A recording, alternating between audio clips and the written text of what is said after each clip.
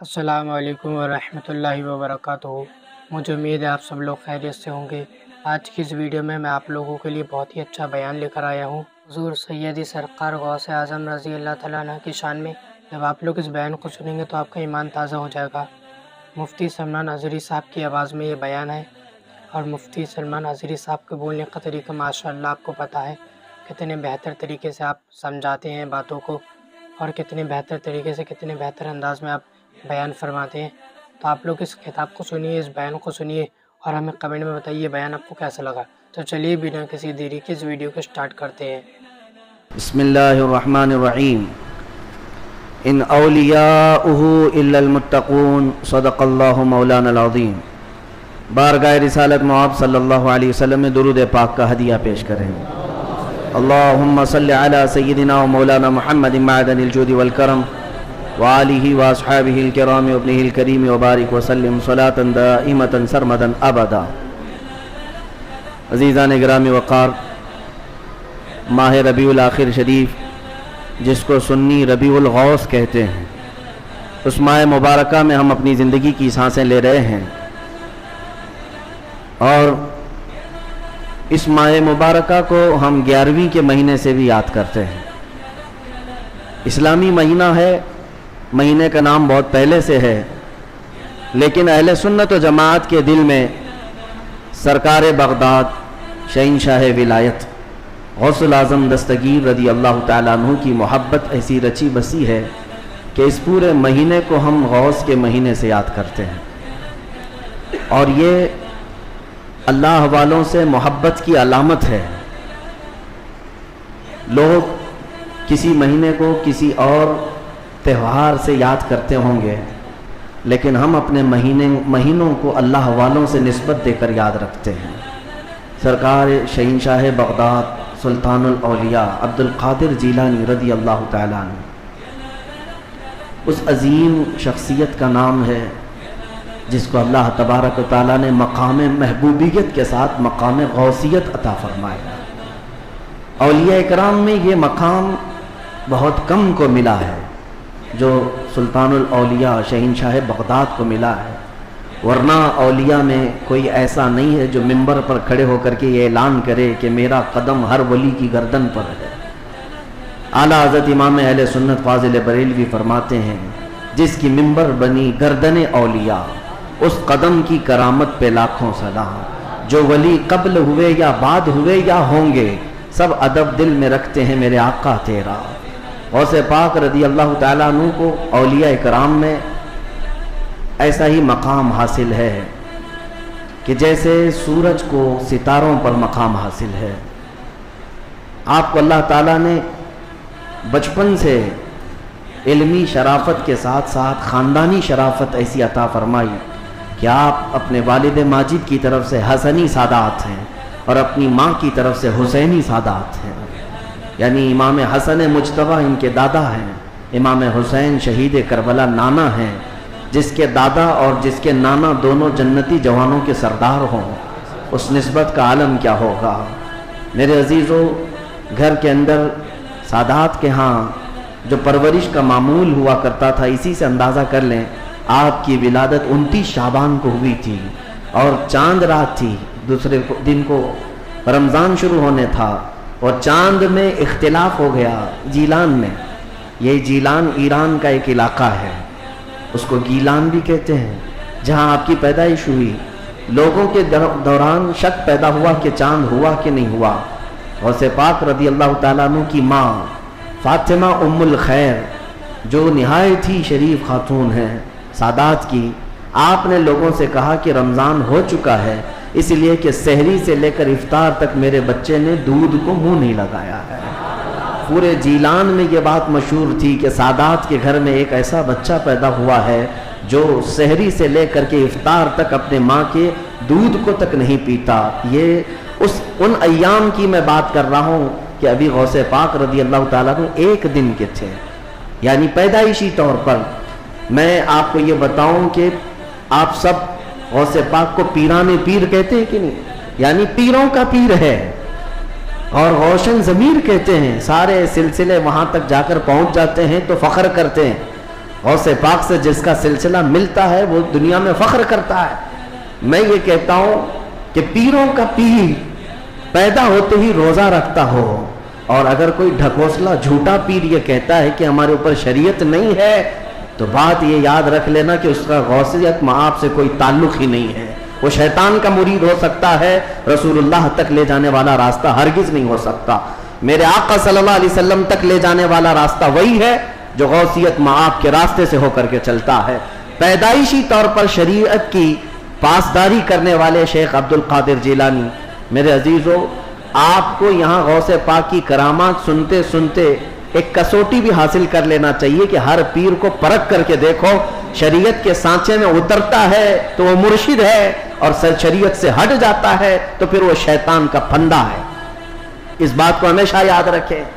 اگر کوئی اپنے گھر میں بیٹھ کر کے کہتا ہے کہ ہمارے لیے نماز نہیں، ہم تصور کی نماز پڑھتے ہیں، ہم تصور کی نماز پڑھتے ہیں، اور ہماری نماز تو مکہ میں ہوتی ہے، مدینے میں ہوتی ہے، تو کھانا یوں کیوں کھاتے ہیں، یہاں کیوں کھاتے ہیں؟ مریدوں کے سامنے تو سب چیزیں چلتی ہیں، اور نماز مکہ میں ہوتی ہے، مدینے میں ہوتی ہے، نماز چھوڑ کر بیٹھے ہیں۔ ایک بات یاد رکھ لیں کہ سارا طریقت کا سلسلہ صرف قوالی سننے کا نام نہیں ہے۔ ہاں، اشعار حضور پاک کی محبت میں اور اللہ کی محبت میں سننا یقیناً باعث ثواب ہے، ہم خود بھی سنتے ہیں، لیکن وہ پیر ہی کیسا جسے قرآن پڑھ سننے کے بعد کوئی وجد نہیں آتا، قرآن سننے کے بعد کوئی وجد نہیں آتا، حدیث رسول سننے کے بعد کوئی وجد نہیں آتا۔ وجد کہاں سے آئے گا سمجھ میں نہیں آتا، اور پھر ڈھول باجے پر تو پھر ہاتھ بھی ہلتے ہیں، پیر بھی ہلتے ہیں، اور پھر اگر کوئی یہ سمجھے کہ یہی مرشد ہے، پیر کامل ہے، تو دھوکے میں ہے، ایسا بندہ دھوکے میں ہے۔ وہ غوث پاک رضی اللہ تعالیٰ عنہ جن کی کرامات بیان کرنے کے ساتھ ساتھ ہم یہ بھی بیان کرتے ہیں کہ 40 سال آپ کے ایسے گزرے ہیں کہ صرف ایک انگور کے دانے سے آپ نے سحری کی ہے، اور ایک آدھا گلاس پانی پر آپ نے افطاری کیا ہے۔ اتنے سال تک روزہ رکھے ہیں، ان میں کئی سال ایسے آئے ہیں کہ پوری رات بھر شیخ عبد القادر جیلانی کھڑے ہو کر کے نماز پڑھتے رہے۔ ان اولیاء کے لیے جن کے مجمع میں 70,000 سے کم کا کبھی مجمع نہیں ہوتا تھا، نماز معاف نہیں ہوئی، روزہ معاف نہیں ہوا، تو آج کے جانور نما کسی ایسے ڈھکوسلے بابا کے لیے نماز کیسے معاف ہو سکتی ہے، یا روزہ کیسے معاف ہو سکتا ہے؟ اس بات کو ہمیشہ ذہن نشین کر لیں، شریعت میرے مصطفیٰ کی ہے، اور نبی پاک صلی اللہ علیہ وسلم کی شریعت سب سے اوپر ہے، اس کے بعد ہی کوئی مقام مل سکتا ہے۔ اسی لیے اعلیٰ حضرت کی بات سنو، فرماتے ہیں بخدا خدا کا یہی ہے در۔ اللہ تک اگر کوئی پہنچنے کی بات کرتا ہے نا، تو اسے جانچ کر کے دیکھ لو کہ حضور کے بارے میں کیا کہتا ہے۔ بخدا جس کا مطلب ہے قسم خدا کی، خدا کا یہی ہے در، یعنی رسول پاک کا جو دروازہ ہے یہی خدا کا دروازہ ہے۔ بخدا خدا کا یہی ہے در، نہیں اور کوئی مفر مقر۔ حضور کو چھوڑو گے تو نہ بھاگنے کی جگہ ہے نہ ٹھہرنے کی جگہ ہے، کہیں نہیں اور کوئی مفر مقر۔ اور پھر اعلیٰ حضرت فرماتے ہیں اگر کوئی خدا تک پہنچا بھی ہے تو سمجھ لو جو وہاں سے ہو یہی آ کے ہو، جو یہاں نہیں تو وہاں نہیں۔ اگر وہ رسول پاک صلی اللہ علیہ وسلم کی شریعت کبریٰ تک نہیں پہنچا تو پھر سمجھ لو کہ خدا تک پہنچ ہی نہیں سکتا۔ میرے عزیزو، غوث پاک رضی اللہ تعالیٰ عنہ کی پوری زندگی اگر میں آپ کو بتاؤں وہ عشق رسول کے سانچے میں ڈھلی ہوئی تھی۔ نبی پاک کی شریعت پر ایسا سختی سے عمل کرتے تھے کہ منبر پر کھڑے ہو کر کے آپ نے اعلان کیا میرا مرید اگر نماز نہیں پڑھتا تو اسے ہمارے قبرستان میں بھی دفن نہ کیا جائے۔ غوث پاک رضی اللہ تعالیٰ عنہ شریعت کے معاملے میں اس قدر سخت تھے۔ پھر میں پوچھنا چاہتا ہوں ان سے بڑا دنیا میں اور کون پیر آیا ہے؟ اگر کوئی اپنے مریدوں کو نماز معاف کرا دیتا ہو، روزے معاف کرا دیتا ہو، تو یاد رکھ لینا وہ شیطان کا پھندا ہے جو تمہیں نبی کریم صلی اللہ علیہ وسلم کی شریعت سے دور لے کر جاتا ہے۔ سب سے پہلی چیز ہے میرے مصطفیٰ کی شریعت۔ حضور پاک کے طریقے پر اگر کوئی چلا ہے تو اسے ولایت بھی ملتی ہے۔ اللہ کا ولی حضور کی شریعت پر گامزن ہو کر کے ہی چلتا ہے۔ کچھ مجذوب اولیاء ایسے ہیں جن کی عقل فنا ہو جاتی ہے تب ان کے اوپر سے شریعت کا قلم اٹھا لیا جاتا ہے، وہ مستثنا ہیں، وہ الگ ہیں۔ لیکن جتنے اولیاء آئے سب کا رسول پاک صلی اللہ علیہ وسلم کے دربار میں ایسا وسیلہ ہے، ان کی ایسی پہنچ ہے کہ اس کے بعد ہی انہیں ولایت کی منزل ملتی ہے۔ میں ایک بات بتاتا ہوں آپ کو، غوث پاک رضی اللہ تعالیٰ عنہ کے مقام کے متعلق محبوب الہی کا نام سنا ہوگا، دلی کے شہنشاہ، دو اولیاء کو محبوب کا نام دیا گیا ہے، محبوب، ایک غوث پاک کو محبوب سبحانی اور حضرت نظام الدین اولیاء کو محبوب الہی۔ محبوب اسے کہتے ہیں جس سے اللہ محبت کرتا ہو، سارے اللہ سے محبت کرتے ہیں اور کچھ وہ ہیں جن سے اللہ محبت کرتا ہے، وہ محبوب ہیں۔ محبوب الہی کا درجہ بڑا ہے، ان کے بڑے گہرے مرید ایسے فنا فی شیخ امیر خسرو۔ امیر خسرو کا جب بھی نام آتا ہے تو ایک پیر اور مرید کے درمیان کا گہرا تعلق بتایا جا سکتا ہے۔ لوگوں کو پڑھنا چاہیے، کس کو مرشد سمجھا جائے طریقت کے راستے میں اور کون پیر ہوتا ہے۔ امیر خسرو کو پڑھیں تو سمجھ میں آ جائے گی بات۔ امیر خسرو ایک بار پانی پت گئے ہوئے تھے، پانی پت میں اس وقت بو علی شاہ قلندر رحمت اللہ تعالی علیہ موجود تھے۔ یہ محبوب الہی کے ہم زمانہ ہیں، اسی زمانے کے۔ ان کی کرامات کا حال بھی بہت بڑا تھا۔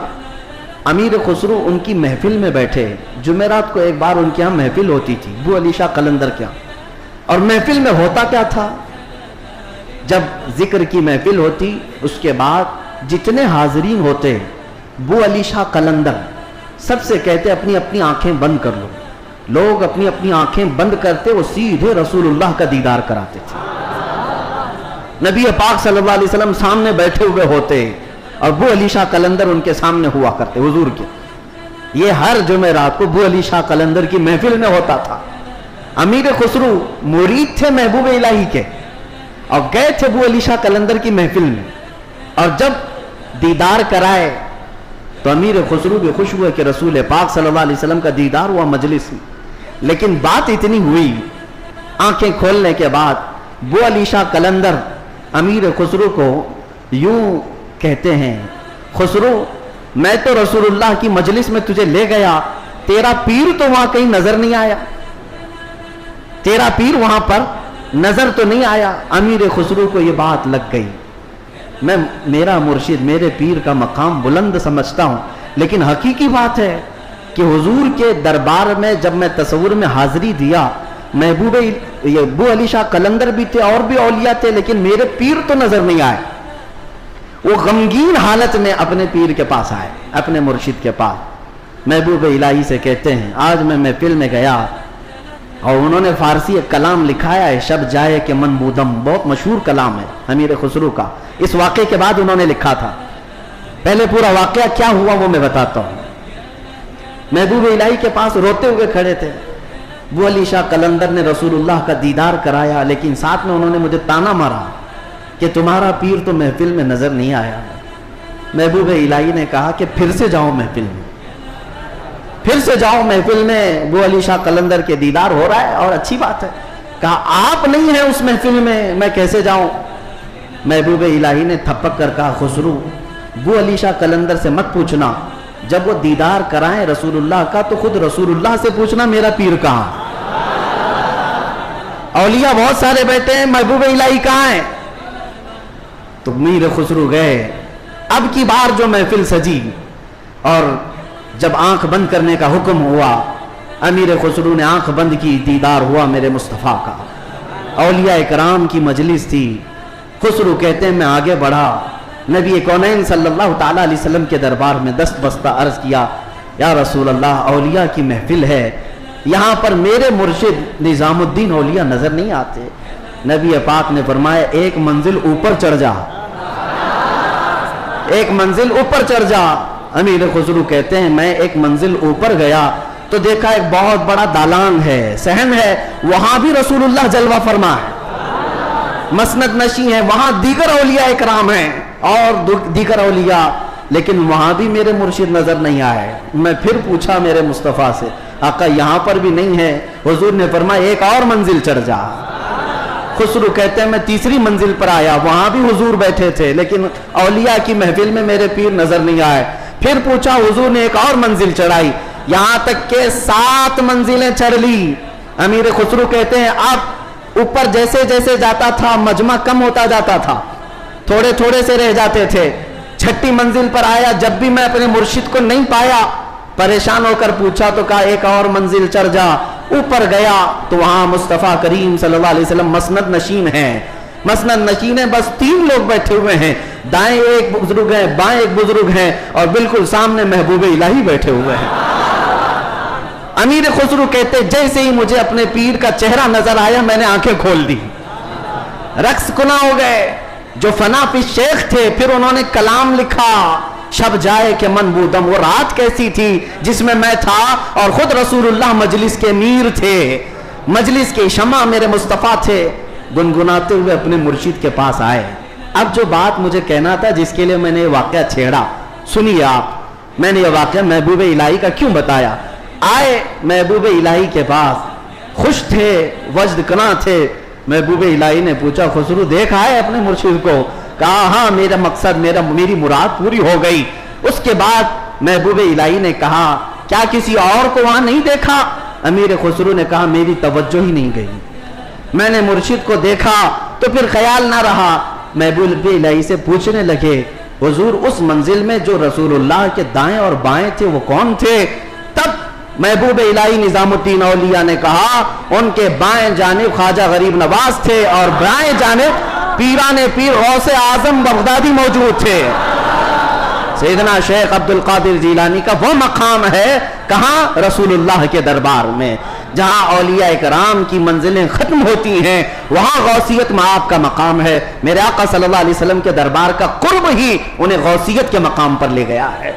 मेरे अजीजों, बहुत सारे लोग अगर ये समझते हैं कि उनकी बड़ी करामतें हैं इसलिए उनको गौस का मकाम मिला है, वो बहुत बड़े आलिम थे, बहुत बड़े जाहिद थे, बहुत बड़े परहेजगार थे, इसलिए गौसियत के मकाम पर पहुंचे।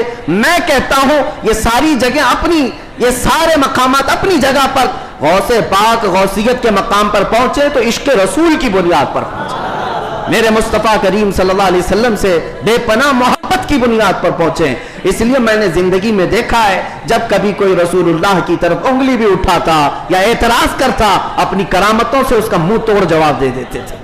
अपनी करामतों से गौसे पाक रज़ी अल्लाह ताला अन्हु उनका जवाब देते। अगर किसी ने हुजूर पाक सल्लल्लाहु ताला अलैहि वसल्लम पर एतराज किया कि उन्होंने मुर्दों को जिंदा नहीं किया, तो गौसे पाक ने अपनी ठोकर से मुर्दा जिंदा करके दिखाया। 400 साल बाद गौसे पाक रज़ी अल्लाह ताला अन्हु ऐलान करते थे तू रसूलुल्लाह के बारे में बात करता है, मैं उनके बेटे के बेटे के बेटे के बेटे के बेटे 400 साल बाद आया हूं और अल्लाह ने मेरे पांव में ये ताकत दी है कि कब्र को ठोकर लगाऊं तो मुर्दा जिंदा खड़ा हो जाए, और जिसकी मैं नस्ल से हूं वो अगर कहीं ठोकर लगाए पूरा कब्रिस्तान खड़ा हो सकता है। नबी पाक सल्लल्लाहु ताला अलैहि वसल्लम की जात पर अगर कोई उंगली उठाता, मेरे गौस उसको अपनी करामत से जवाब दिया करते। अजीज़ान गिरामी वक़ार, सुल्तानुल औलिया गौसे पाक रज़ी अल्लाह ताला अन्हु से अपना रिश्ता मजबूत करो। अपने अपने निस्बतों में कादरी पट्टा जरूर रहे, कादरी निस्बत जरूर रहे, इसलिए कि ये निस्बत ही ऐसी है जिस पर पूरी दुनिया फख्र करती है। क़यामत में मुनादी देगा ये निदा कादरियों को, कहाँ है कादरी कर ले नजारा गौसे आजम का। हाँ, मेरी इलाज किसके हाथ है? बगदाद वाले के। मुसीबत टाल देना काम किसका? गौसे आजम का। इसलिए मेरे अजीजों, हमने गौसे पाक रज़ी अल्लाह ताला अन्हु की जिंदगी पाक में देखा है, अल्लाह ताला ने उनको तसर्रुफ दिया था, वो ताकत अता की थी कि वो अल्लाह करीम की बारगाह में ऐसी मकबूलियत के मकाम पर थे कि खिलाफ आदत काम उनसे सादिर हुए। खिलाफ आदत काम जब औलिया से होते उसी को करामत कहते। बाज लोग अभी अकल के घोड़े दौड़ाते और कहते ऐसा कैसे हो सकता है, ये सब तो मौलाना लोगों की फकाई है, ये जुमलेबाजी है। उनको कुरान पाक से अगर ताल्लुक हो तो मैं बताऊं। अब मैं एक बात आपसे बताता हूं, गौसे पाक की एक करामत जिस पर अभी मैं चंद दिन पहले सुन रहा था।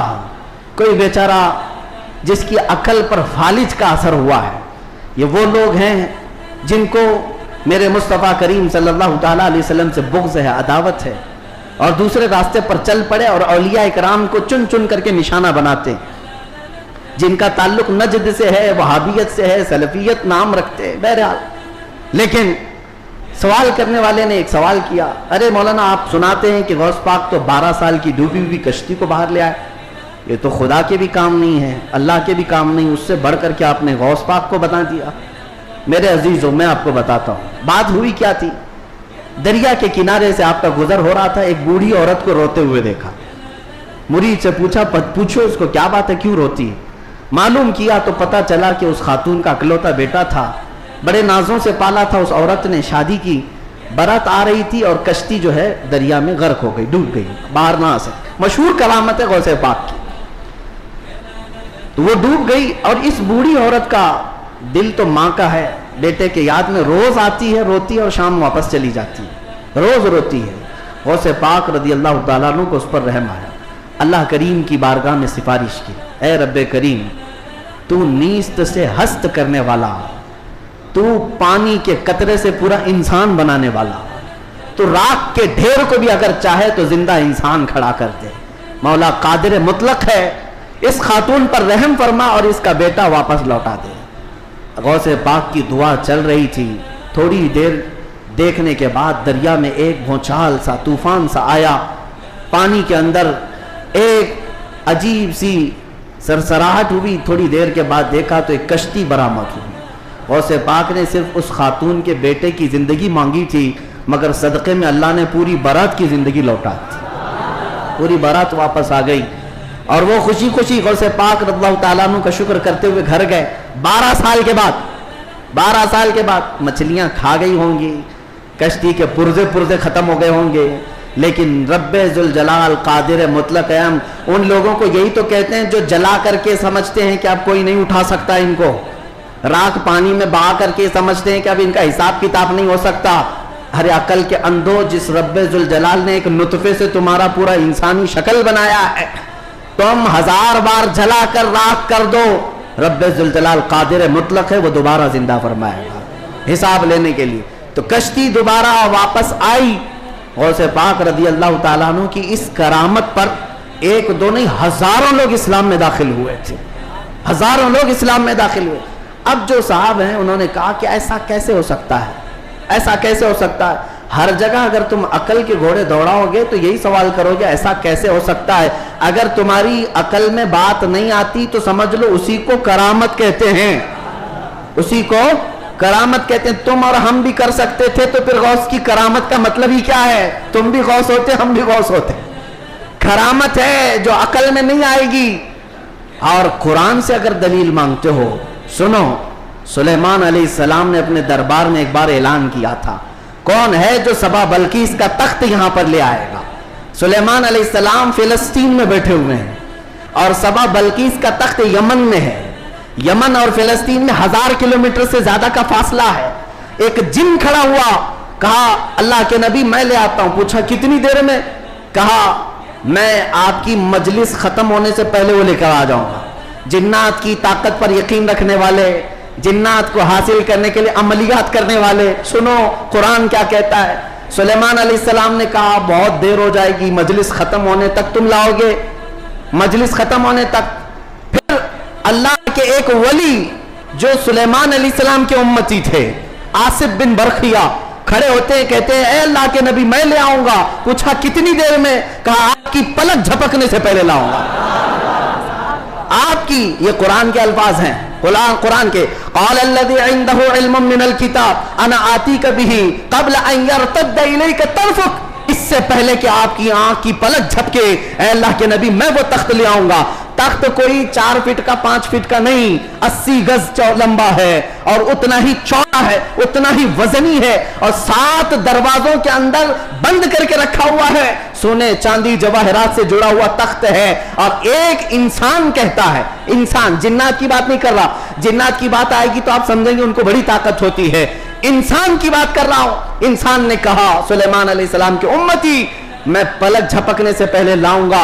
یہ صرف اور صرف بات نہیں تھی, حضرت سلیمان علیہ السلام ابھی پلک کر ادھر دیکھ رہے تھے, وہ تخت حاضر کر چکے تھے, تخت حاضر کر چکے تھے. اب میں آپ کو یہ بتانا چاہتا ہوں, وہ سلیمان علیہ السلام خود اللہ کے نبی تھے, خود اللہ کے نبی. ارے وہ چاہتے تو خود ہی تخت کو طلب کر لیتے. اس قرآن کے واقعے کا مطلب مجھے یہ سمجھ میں آتا ہے, اللہ کے نبی نے دنیا کو یہ بتانا چاہتا, جو نبی کے قدموں میں بیٹھتا اس کی طاقت کا یہ ہے.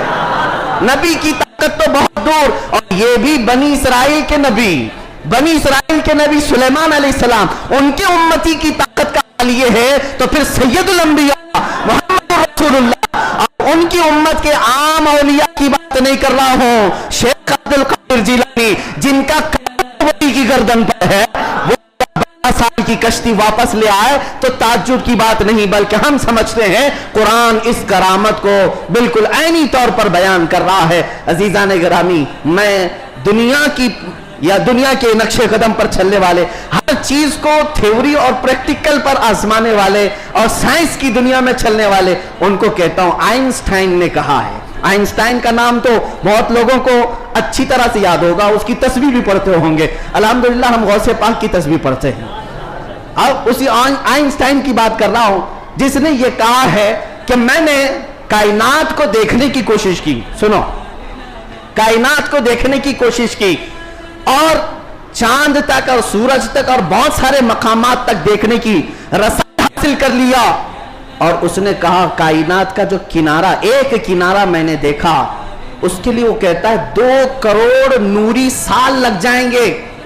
2 करोड़ नूरी साल। नूरी साल किसको कहते हैं पता है? ये जो साल हमारे चल रहे हैं, ये साल सुबह होती है 6 बजे सुबह हुई, शाम में 6 बजे सूरज डूबा, आराम से दिन चल रहे हैं। नूरी साल इसको नहीं कहते। नूरी साल 1 मिनट में 1,80,000 किलोमीटर का सफर करता है। 1 मिनट में 1,80,000 किलोमीटर का सफर तय हो जाता है नूरी साल में। उस तरह 1 मिनट की बात कर रहा हूं, 1 मिनट की, उस तरह के 2 करोड़ साल लग जाएंगे कायनात को देखने के लिए। ये कौन कह रहा है? आइंस्टाइन कह रहा है, जिसके पीछे तुम लोग आगे पीछे जिसको किबला बनाते हो। सुनो, 2 करोड़ नूरी साल लग जाएंगे कायनात के किनारे देखने के लिए, कायनात की सारी चीजें देखने के लिए।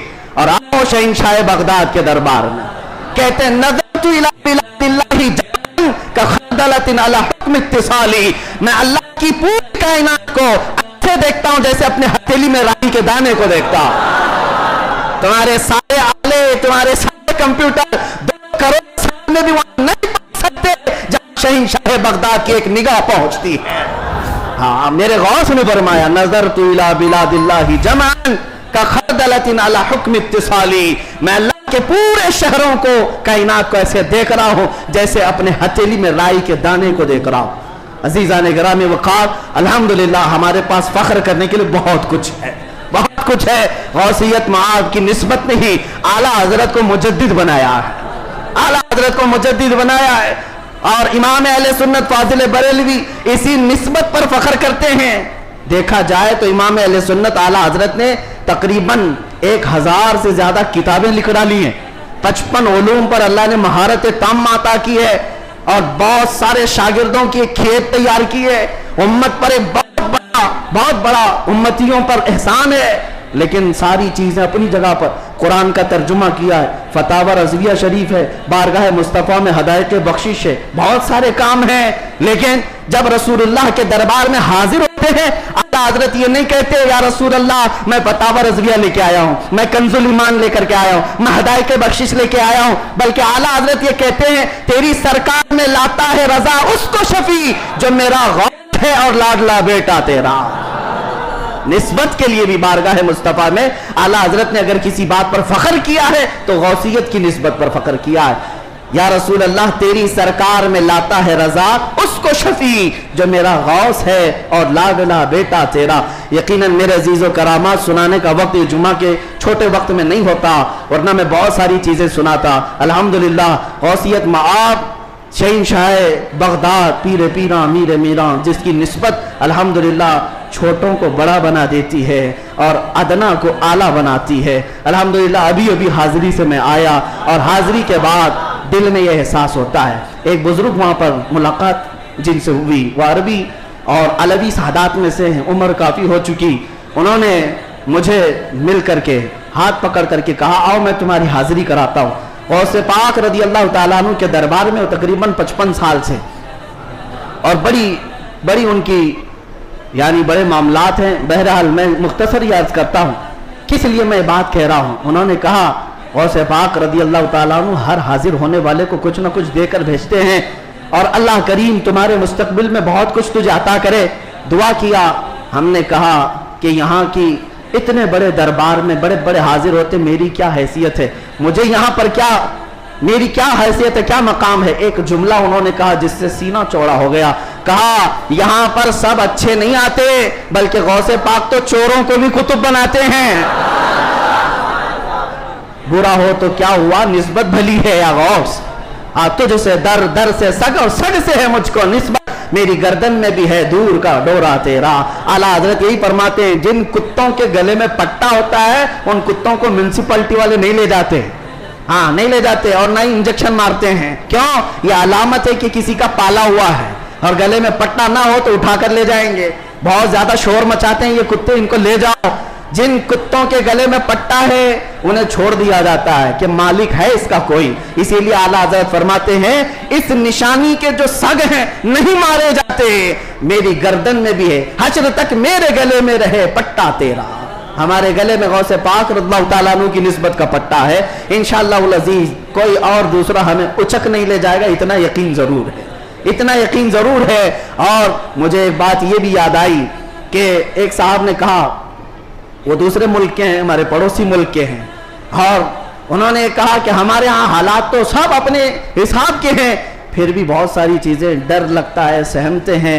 आप ऐसे नरगे में हैं फिर भी बोल रहे हैं, अच्छी बात है। ऐसी जगह पर आप हैं जहाँ के हालात हम दूर से सुनते हैं, बड़े डेंजर है, लेकिन बोल रहे हैं। मैंने कहा आपने सुना नहीं आला हजरत ने क्या फरमाया? आला हजरत ने फरमाया, क्या दबे जिस पे हिमायत का हो पंजा तेरा। ऐसा आदमी क्यों डरेगा, ऐसा आदमी क्यों डरेगा जिस पर पंजा गौसे पाक का होगा। क्या दबे जिस पे हिमायत का हो पंजा तेरा, शेर को खतरे में लाता नहीं कुत्ता तेरा। हाँ, गौसे पाक का जो कुत्ता है वो शेर को भी परवाह नहीं करता। अल्हम्दुलिल्लाह हम गौसे पाक के दरबार के कुत्ते होने पर फख्र करते हैं। हाँ, हमें इस बात पर कोई वो नहीं है, अल्हम्दुलिल्लाह हमारी निस्बत है दरबार गौस से, और वो इसलिए भी कि एक दो नहीं। मैं आपको बताऊं, अहले हदीस जमात, वहाबी जमात के सबसे बड़े आलिम, जिसकी पैरवी में ये लोग पूरी आसमान जमीन से, जमीन आसमान से मिलाते, शेख इब्ने तैमिया। शेख इब्ने तैमिया ने अपनी किताब में लिखा है, अहले हदीस जमात के सबसे बड़े इमाम कहते हैं कि मैंने अपनी जिंदगी में इतनी करामात किसी की नहीं देखी जितनी शेख अब्दुल कादिर जिलानी की। अरे तुम्हारे घर से भी बात आ रही है मेरे गौस की, हर घर से बात आ रही है। क्यों? इसलिए कि सूरज निकलता है तो सबको पता चली जाता है, सबको पता चलता है। अच्छे खासे लोग भी बोल पड़ते हैं कि दिन हो चुका है, दिन हो चुका है। सूरज से दुश्मनी है तो ठीक है, लेकिन बोलना तो पड़ेगा कि दिन निकला हुआ है, दिन निकला हुआ है। गौसे पाक की करामात ऐसी हैं जैसे सूरज निकला हुआ है। मेरे अजीजों, एक साहब है, अब हमारी मोहब्बत किस बात से होनी चाहिए? गौसे पाक रज़ियल्लाहु ताला अन्हु हमारी मोहब्बत इसलिए भी है, कई औलिया इकराम ने ये बातें लिखी भी है। फरमाते हैं उनके गौसे पाक रज़ियल्लाहु ताला अन्हु के एक मुरीद भी हैं, वो तकरीबन 14 ऊंटों पर शक्कर के थैले लेकर के सफर कर रहे थे, सामान्य तिजारत लेकर जा रहे थे। रात को एक जंगल में उन्होंने पड़ाव किया और रात वहां गुजारी। तो जैसी ही रात गुजारी, खतरनाक जंगल था, उनके 4 ऊंट सामान समेत गायब हो गए और भारी उनका नुकसान था, बड़ा सामान था उसमें। वो सुबह गमगीन बैठे हुए थे। उन्होंने कहा कि ऐसे वक्त में अब काफिला भी चल पड़ा, मैं अपने ऊंटों को ढूंढूं तो इस खौफनाक जंगल में कहां ढूंढूंगा। उन्होंने कहा, मुझे मेरे मुर्शिद ने कहा था कि जब कभी तू मुसीबत में आए तो मुझे पुकारना, या शेख अब्दुल कादिर जिलानी शैअन लिल्लाह अल मदद। तो वो बुजुर्ग फरमाते हैं, ये किताब बहजतुल असरार शरीफ में भी मौजूद रिवायत में बयान कर रहा हूं, लफ्ज़ ही नहीं कर रहा। कहते मैं वहीं से पुकारना शुरू किया, या शेख अब्दुल कादिर जिलानी शैअन लिल्लाह अल मदद। मैं अभी पुकार ही रहा था, सामने पहाड़ की तरफ एक बुजुर्ग मुझे नजर आए सफेद लिबास में। वो मुझे अपनी तरफ बुलाते रहे, इधर आओ इधर आओ। मैं दौड़ता हुआ उनके पास गया। मैं जब उनके करीब पहुंचा तो वहां देखा पहाड़ के नीचे मेरे 4 ऊंट चल रहे थे। मैंने 4 ऊंटों को अपने साथ ले लिया और फिर उस बुजुर्ग से मिलने के लिए आया था, तो वो थे ही नहीं।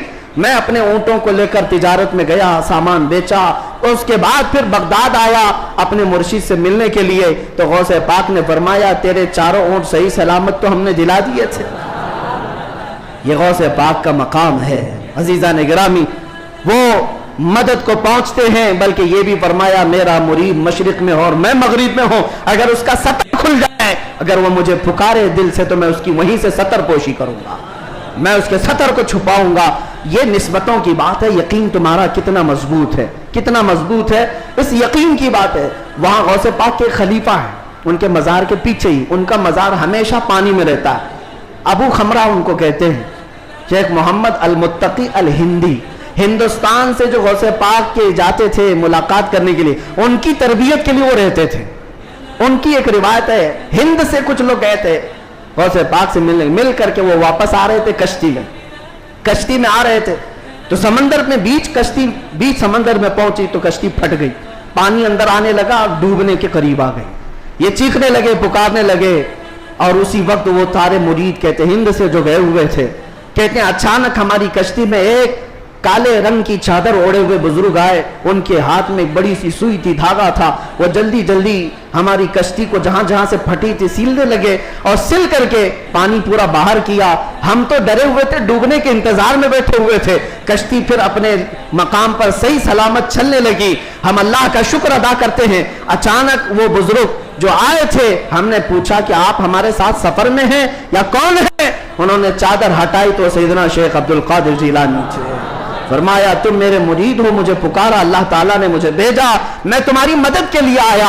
अजीजा निगरानी, एक दो नहीं, बहुत सारी करामात किताबों में रिवायतन लिखी हुई है, और एक दो नहीं, कई तवातुर के साथ ये रिवायतें मौजूद हैं। इसलिए बारगाह गौसियत माब में हम इतना ही कहते जो आला हजरत ने कहा था, ऐ गौस सर भला क्या कोई जाने के है कैसा तेरा, औलिया मलते हैं आंखें वह है तलवा तेरा, सारे अकताब जहां करते हैं काबे का तवाफ, काबा करता है तवाफे दरे वाला तेरा, क्या मर्तबा ऐ गौस है बाला तेरा, ऊंचे ऊंचों के सरों से कदम आला तेरा।